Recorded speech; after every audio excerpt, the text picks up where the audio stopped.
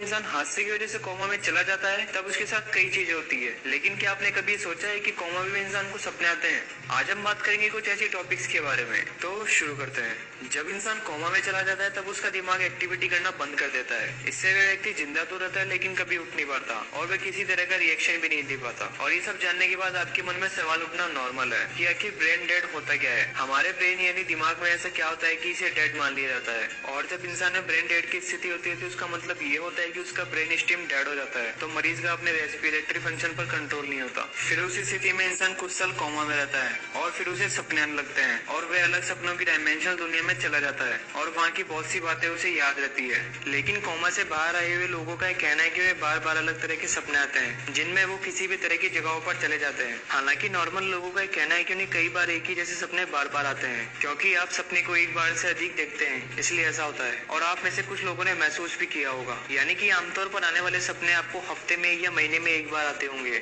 और कई लोग बार बार आने वाले सपनों से परेशान हो जाते हैं। परंतु कोमा में होना जीवन को बदलने जैसा अनुभव होता है। अक्सर लोग वहाँ से बाहर आकर कुछ अजीब या डरावने किस्से के बारे में बात करते हैं और उनमें से कई लोगों का कहना है कि वो अपने मरे हुए रिलेटिव से भी मिलते हैं, और कुछ लोगों को तो शून्य और अंधकार के अलावा कुछ भी महसूस नहीं होता और आपको इस बात का पता ही नहीं होगा कि आपके आसपास कोई है भी या नहीं और कितना समय बीत चुका है, यह जानने के लिए कि वह कोमा में रहने के बाद फिर से डायमेंशन दुनिया से कैसे आया। लेकिन कुछ लोगों के कोमा की स्थिति में रिकवरी के चांस होते हैं, यानी कि मेडिकल उसके दिमाग में वह संभावनाएं होती है जो उसे फिर से ठीक कर सकती है, और ब्रेन डेड की स्थिति में ये संभावनाएं नहीं होती, यानी कि कोमा के बाद वाली स्थिति को ब्रेन डेड कहते हैं। जनरली चेकअप में कोमा के मरीज की आंखों की पुतलियां रेस्पॉन्स करती है। कुछ खास मेडिकल ईईजी के दौरान मेडिकल एक्सपर्ट्स को ब्रेन फंक्शन के हिंट मिलते हैं, इससे मरीज की ठीक होने की संभावनाएं बनती है। लेकिन अगर इस दौरान होने वाले क्लिनिकल चेकअप में ब्रेन फंक्शन की कोई एक्टिविटी नहीं मिलती है तब ब्रेन डेड की स्थिति बन जाती है। अक्सर देखा गया है कि ब्रेन डेड का असर इंसान की पूरी बॉडी पर पड़ता है। इसमें पेशेंट की सुनने, समझने और बोलने की क्षमता नहीं रहती और आंख की पुतलियां टॉर्च की तेज रोशनी पर कोई रिएक्ट भी नहीं देती।